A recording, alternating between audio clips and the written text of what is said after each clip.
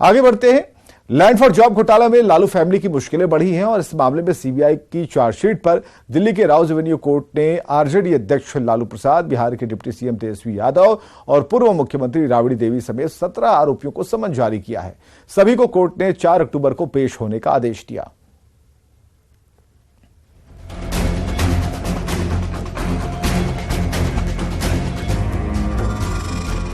Land for job घोटाले में Lalu family की मुश्किलें बढ़ गई हैं। इस मामले में सीबीआई की चार्जशीट पर दिल्ली की राउज एवेन्यू कोर्ट ने आरजेडी अध्यक्ष लालू प्रसाद, बिहार के डिप्टी सीएम तेजस्वी यादव और पूर्व मुख्यमंत्री राबड़ी देवी सहित 17 आरोपियों को समन जारी किया है।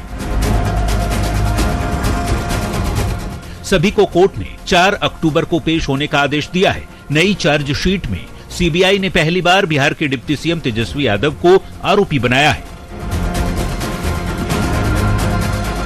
नेता प्रतिपक्ष विजय सिन्हा ने कहा है कि तेजस्वी यादव पर लैंड फॉर जॉब मामला खानदानी है और आईएनडीआईए में सबसे भ्रष्टतम नेता बनने की होड़ मची है, क्योंकि ये खानदानी उनका भ्रष्टाचार का मामला है और करप्शन के मामला पर आईएनडीआईए के अंदर सबसे भ्रष्टतम व्यक्ति कौन, इसका चयन होना बाकी है। आपको बता दें कि 3 जुलाई को सीबीआई ने लैंड फॉर जॉब स्कैम मामले में नई चार्जशीट दाखिल की थी। पिछली सुनवाई में सीबीआई ने कोर्ट को बताया था कि लालू प्रसाद के खिलाफ केस चलाने के लिए केंद्रीय गृह मंत्रालय से मंजूरी मिल गई है। वहीं इस मामले पर बीजेपी सांसद सुशील मोदी कहते हैं कि रेलवे में जमीन के बदले नौकरी के केस में कोई नहीं बचेगा, क्योंकि ललन जी ने पुख्ता प्रमाण उपलब्ध कराए हैं। और ये लैंड फॉर जॉब स्कैम मामला वही है जिसको सबसे पहले जनता दल यू के राष्ट्रीय अध्यक्ष श्री ललन सिंह ने उजागर किया था। 2009 में जब मनमोहन सिंह देश के प्रधानमंत्री थे, उस समय श्री ललन सिंह और श्री शरद यादव, इन लोगों ने तत्कालीन प्रधानमंत्री को मिलकर एक ज्ञापन दिया था कि लालू यादव रेल मंत्री रहते हुए किस तरह से लोगों को नौकरी दे रहे हैं और उसके बदले जमीन लिखवा रहे हैं। ललन जी ने बहुत ही पुख्ता प्रमाण जो है उपलब्ध कराए हैं और इसलिए चार्जशीट पर कोर्ट क्या संज्ञान लेता है इसका थोड़ा इंतजार करना चाहिए। बीजेपी हमलावर है तो डिप्टी सीएम तेजस्वी यादव कह रहे हैं कि ये कोई नई बात नहीं है, विपक्षी दल ऐसा करते रहेंगे और इससे कोई असर नहीं पड़ने वाला।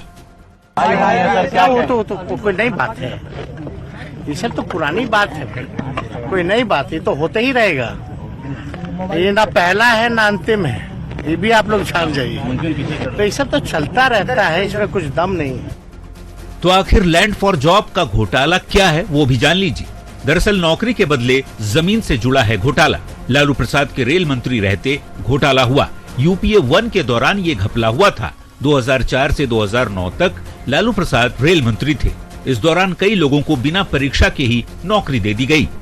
जाहिर तौर पर अदालत के सख्त रवैये से आने वाले दिनों में लालू फैमिली की मुश्किलें बढ़ सकती हैं, क्योंकि पहली बार तेजस्वी लैंड फॉर जॉब केस में चार्जशीटेड हुए हैं। अदालत का अगला रुख इस मामले में क्या होगा, इस पर सभी की नजरें टिकी हैं।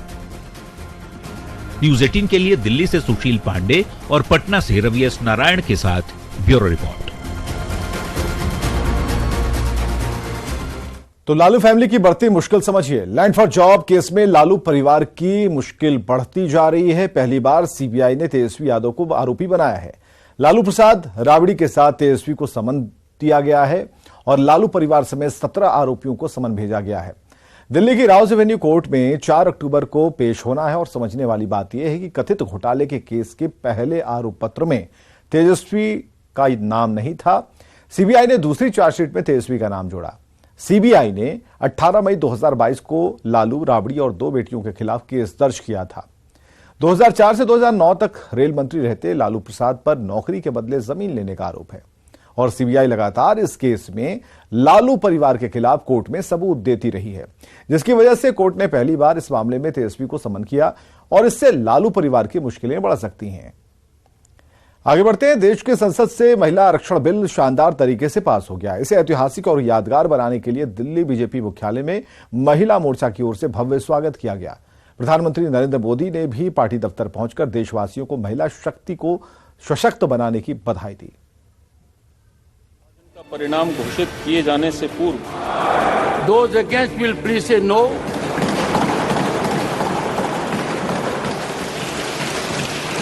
Noes संसद में महिला आरक्षण बिल पास होने की खुशी इस तस्वीर से बेहतर नहीं समझी जा सकती। दिल्ली के बीजेपी दफ्तर में कैसे महिलाएं नाच रही हैं, खुशी से झूम रही हैं, इस एहसास को ही समझा जा सकता है।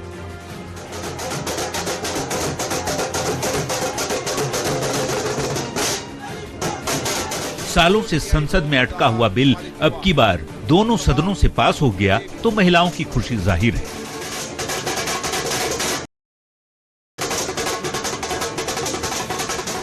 दिल्ली बीजेपी दफ्तर में पार्टी की महिला मोर्चा की कार्यकर्ताओं ने जमकर खुशियां मनाई। के भव्य स्वागत की यहां तैयारी की गई थी। प्रधानमंत्री के आते ही मिठाई और फूलों का गुलदस्ता लिए महिला सांसदों ने प्रधानमंत्री का स्वागत कुछ में किया। कोटि कोटि माताओं बहनों के सपने को पूरा करने का सौभाग्य हमारी भाजपा सरकार को मिला है और इसलिए राष्ट्र को सर्वप्रथम मानकर चलने वाली पार्टी के रूप में, भाजपा कार्यकर्ता के रूप में, मैं एक जिम्मेदार नागरिक के रूप में ये हमारे लिए बहुत बड़ा दिन होने का गर्व अनुभव कर रहे हैं। पीएम मोदी ने कहा कि देश को आगे ले जाने के लिए मजबूत सरकार का होना बेहद जरूरी है। हालिया बिल इसका उदाहरण है कि पूर्ण बहुमत वाली सरकार कैसे वर्षों से लंबित मामलों का निपटारा कर सकती है। Bureau report, news 18। तो महिला आरक्षण पर मोदी की जय जय के मायने समझिए। 27 साल बाद महिला आरक्षण बिल संसद से पास हो गया। लोकसभा में समर्थन में 454 और विरोध में 2 वोट पड़े, जबकि राज्यसभा में 215 और 0 के अंतर से बिल पास हुआ। जो विरोध करते थे उन लोगों ने भी समर्थन कर दिया। विधेयक में 15 साल तक महिलाओं के लिए आरक्षण का प्रावधान है। संसद को आरक्षण की सीमा बढ़ाने का अधिकार होगा। समझने वाली बात यह है कि दोनों सदनों से बिल पास होना केंद्र की बड़ी उपलब्धि है, क्योंकि अब तक जो पहले की सरकारें थी वो नहीं कर सकी, वो मोदी सरकार ने कर दिखाया। ये मोदी की स्ट्रैटेजी का असर है कि 2010 में विरोध करने वाले आरजेडी के सांसदों ने भी समर्थन किया। केंद्र सरकार इस उपलब्धि को जश्न में तब्दील कर रही है। बीजेपी मुख्यालय में प्रधानमंत्री का जोरदार स्वागत महिला सांसदों ने किया है। आगे बढ़ते हैं। महिला आरक्षण बिल लोकसभा और राज्यसभा में पास हो गया और इसके बाद हर तरफ मोदी की तारीफ हो रही है। दूसरी तरफ विपक्ष के नेता जो हैं अभी सवाल और सियासत में उलझे हुए हैं।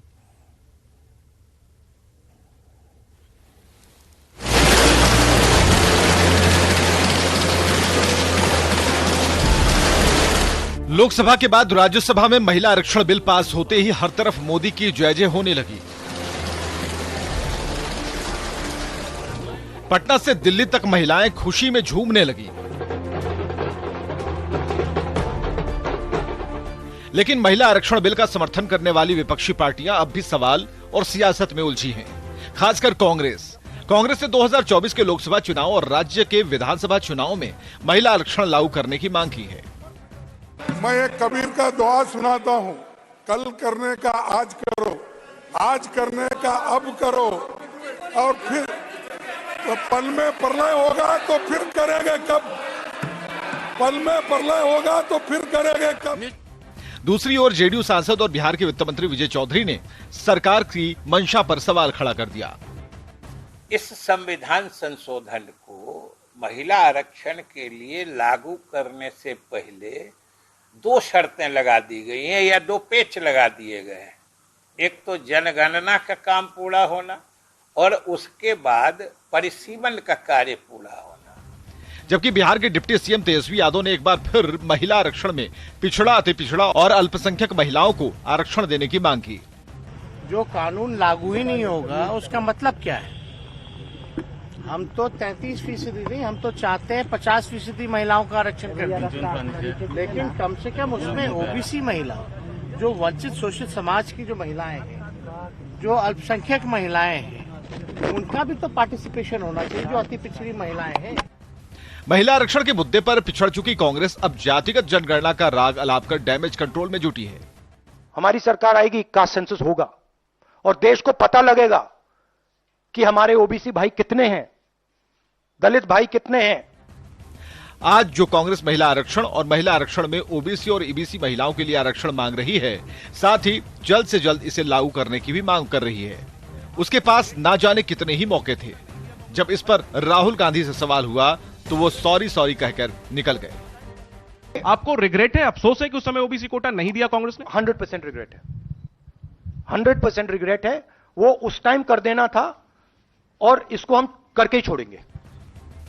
जो काम कांग्रेस सालों तक नहीं कर पाई, वो मोदी ने पहले ही प्रयास में करके दिखा दिया। ऐसे में जो सियासत कर रहे हैं, उन्हें मोदी को थैंक यू कहना चाहिए। न्यूज़ 18 के लिए पटना से रवि एस नारायण और शैलेंद्र के साथ ब्यूरो रिपोर्ट। आरक्षण पर सवाल और सियासत को जरा समझिएगा। ज्यादातर जो पार्टियां हैं जाति की सियासत करती हैं, खुद को समाजवादी कहने वाली पार्टियां मंडल की सियासत करती हैं। मतलब ये कि पार्टियां ओबीसी आरक्षण से वोट हासिल करती रही हैं और यही वजह है कि 1998 में आरजेडी के एक सांसद ने बिल को फाड़ दिया था। 2010 में भी बिल का आरजेडी ने विरोध किया था। अब चूंकि मोदी सरकार ने महिला आरक्षण के जरिए मास्टर कार्ड खेल दिया, ज्यादातर दल चाहकर भी महिला आरक्षण का विरोध नहीं कर पाए, क्योंकि विरोध करने पर महिला वोट छिटकने का डर था। और यही वजह है कि विपक्षी पार्टियां महिला आरक्षण में ओबीसी और ईबीसी के आरक्षण की मांग कर रही हैं, ताकि उनकी मंडल वाली सियासत जिंदा रहे। और यही वजह है कि सियासी दल समर्थन के बाद भी सरकार की नीयत पर सवाल खड़े कर रहे हैं। हालांकि एक बात यह भी सही है कि फिलहाल महिला आरक्षण लागू होना संभव नहीं है।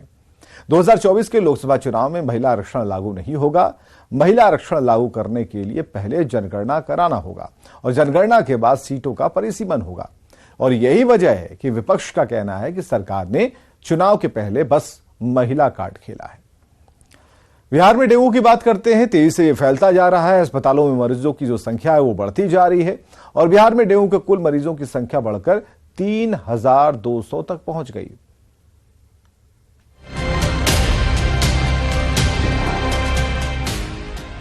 मच्छरदानी में इलाज कराते इन मरीजों को देखिए। बिहार में आजकल इस तरह की तस्वीरें आम हो गई हैं।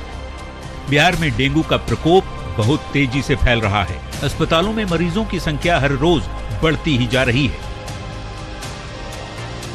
बिहार में डेंगू के कुल मरीजों की संख्या बढ़कर 3200 तक पहुंच चुकी है, जिसमें अकेले पटना में 11